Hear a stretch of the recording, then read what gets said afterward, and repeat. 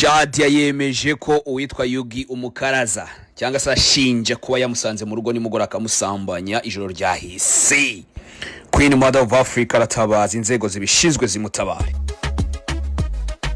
Iyo bimeze bite mwoka byaramwe kuko ibintu hano bitangiye nta nubwo bitangiye nako bikomeje guhindura isura. Ejo muri nababwiye ngo uyu mwaka tuzashiduka wambaye ubusa urimo wiruka nkumanuka hafi ya convention center tugira ngo nagukine.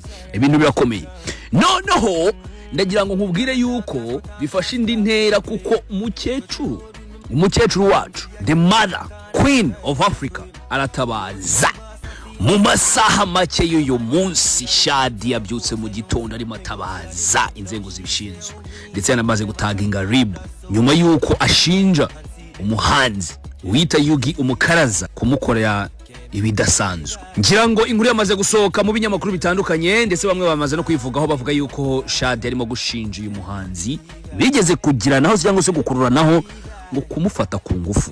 Gusa muri statement Shadia tugiye gusomera hamwe amaze gupostinga, reka nze mbanze mbabwire ibyo Shadia yivugiye. Mu butumwa Shadia postinze agize ati ijoro ryahise last night, ati ikintu kidasanzwe cyambayeho. Ati umuntu nsanzwe nzi mu bihe byahise yaje mu rugo iwanjye uko mbikeka nakeka ko yaraje ko kugira ngo twiyunge kugira ngo haba amahoro hagati yanjye nawe, ariko nyuma yaho naje kugira situation cyangwa se hagati yanjye nawe hari situation yabaye yatumye nsigara meze nk'umuntu ufashwe ku ngufu cyangwa se umuntu wasigiwe igihunga gikomeye cyane ndetse n'agahinda gakomeye. Shadia yakomeje agira ati arasaba ubufasha cyangwa se arasaba inzego zibishinzwe hano mu Rwanda kugira ngo kino kibazo zigikurikirane byihuse. Yes, Shadia ari gusaba yuko inzego zibishinzwe zikurikirana kino kibazo byihuse kugira ngo kuri kujye hanze, ndetse ayongera avuga yuko nta muntu numwe ugomba kubaho mu bwoba, yuko buri muntu wese agomba kumvwa ndetse agahabwa agaciro n'icyubahiro akwiye. Shadia yakomeza agira ati ubutabera no bw'agaciro, ukuri nuko agaciro ndetse n'icyubahiro umuntu ahabwa n'iby'agaciro. Ati mwoka byaramwe ndabasabye ndabinginze mu ntabare, ataka kanya sinshobora kuba najya hanze y'urugo rwanjye kubera ko mfite ubwoba cyangwa se bitewe n'ino situation ndimo kunyuramo. Shadia yakomeza avuga ati ndaremerewe cyangwa se ubuzima burangoye cyane, ati ibintu ntago binyoroheye na gatoya, ati nkeneye ubufasha bwanyu byihuse, ati please help me please again.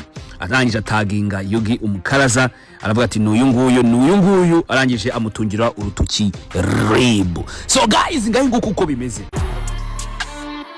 Nyuma yuko twumvishe ko Shadia arimo gutabaza, byabaye ngombwa yuko babalawunge kukurura inkuru kugira ngo menye amakuru ukuntu ahagaze neza cyangwa se kuri kukwanya kuko ibyabaye.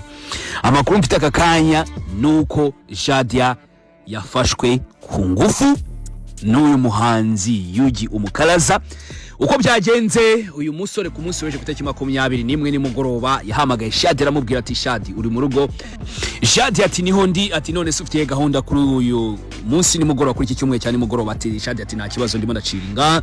Undi arete reka nze nteze moto twinywera kamwe, ubwa mbere yagiyeyo kuko rwose ndabizi ko bari basanzwe bazanye nk'inshuti. So umusore yamanukanye amacupa abiri akomeye ageze mu rugo ngo baheruka bari bamanywa kantu gake icyakurikiye Shadia na kimwe yibuka, aheruka bari bamanywa kantu. Ibyo ndi yibuka yashirutse mu gitondo, abyutse mu gitondo asanga araryamye na ya nturi cyangwa se ngo Yugi yanzererezi imuryamye iruhande rwose n'agatuza yakareze, ubukabutura yavanyemo yambaye ububoxer. Shadia nawe yambaye ubusa, ahita avuga ati no mbwiransuzwe mu mateka, ati ndakurega.